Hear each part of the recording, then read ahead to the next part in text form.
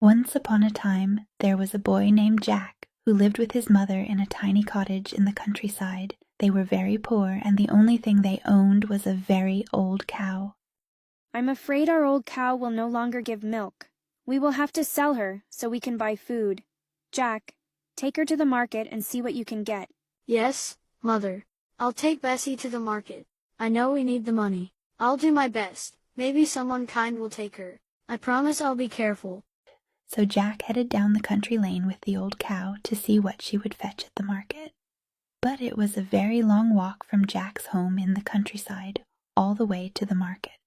So Jack decided to take a shortcut through the forest. Well, hello there. Jack jumped in surprise at the sound, and he saw an old traveler sitting upon a tree stump. Where are you headed, my boy?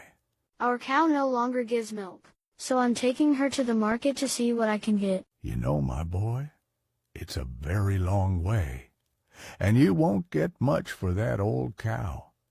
But I'll give you something for her. How about these 5 magic beans? Magic beans? Even though the beans didn't look very magical, Jack thought they sounded very exciting, so he gave the old man the cow.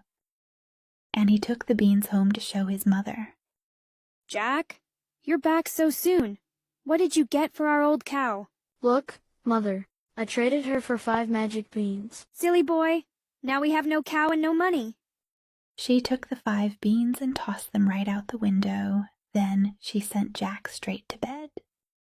The next morning, Jack awoke and looked out his window at the bright, sunny day. Then he jumped up in surprise. Right outside their cottage, a giant beanstalk had sprouted up from the ground, and it stretched all the way into the clouds.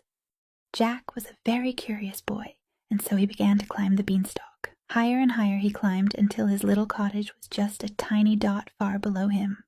Still higher he climbed until his head poked through the clouds, and still he climbed higher, where he was very astonished to find a road sitting upon a particularly fluffy cloud. He followed the road, and it led him to a beautiful, enormous stone castle. By the time he reached the castle's gate, Jack's tummy was rumbling. Not only was he very hungry, but he was still very curious. So he knocked on the tall wooden door of the castle.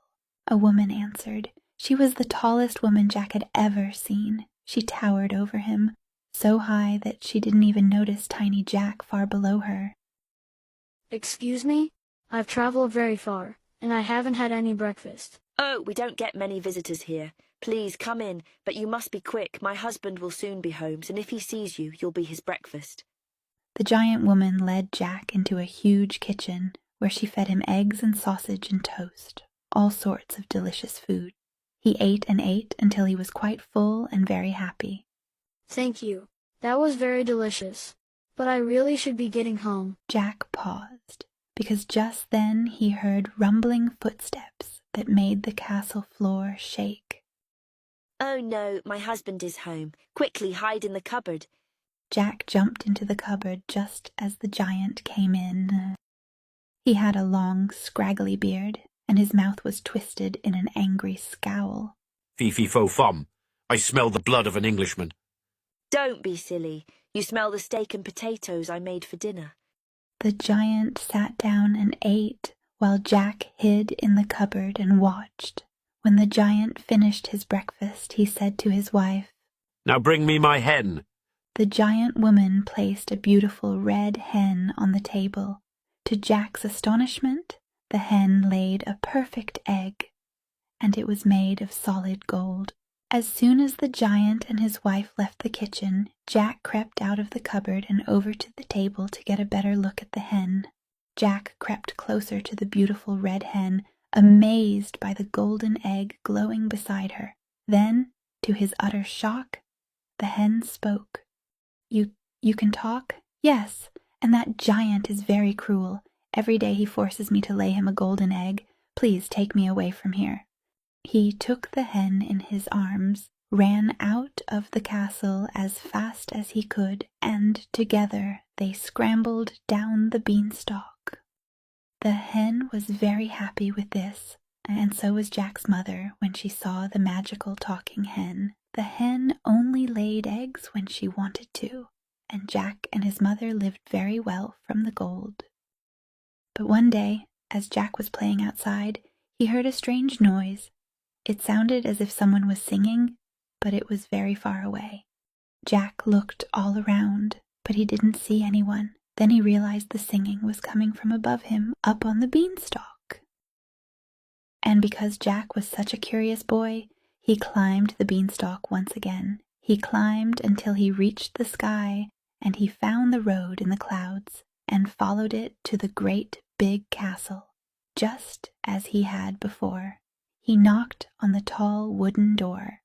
The giant woman answered, but this time she did not look so kind when she saw Jack. You must go away. The last time you were here, my husband's hen disappeared. But the giant woman shut the door in his face. Jack still wanted to know who he heard singing, and so he snuck into the castle through a window, and he hid in the cupboard while the giant woman cooked dinner. Soon he heard rumbling footsteps that made the whole castle quake.